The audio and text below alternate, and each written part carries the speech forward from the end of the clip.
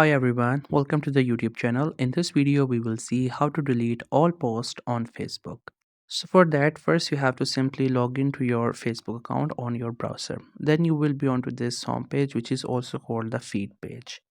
As you are there now, we have to go to the profile.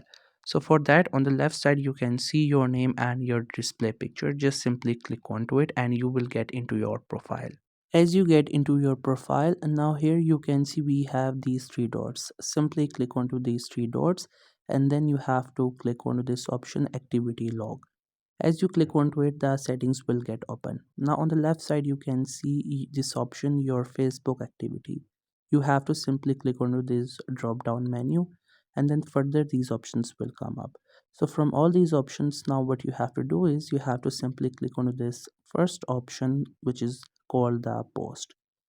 As you click onto it, then you will get further some options. Now from all these options, you have to click onto this one, your post and videos and activities.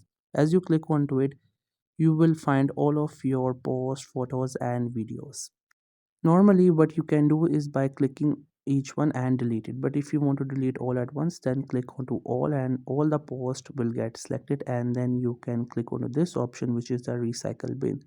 This one is actually the option for delete, and all the posts will be moved to the trash. You can click onto it, and after that it will just take a while to load, and then it will say this will take a while to move all the posts to the trash. So what you can do is you can either wait for a while, like a minute or maybe two. The other thing you can do is just simply refresh the page. As you refresh the page, it will just take a while into the loading, and once the loading is done, you will see all of your posts will get deleted. So that's how it works. I hope you found this video helpful and informative. Make sure to subscribe to the YouTube channel, and thank you so much for watching the video.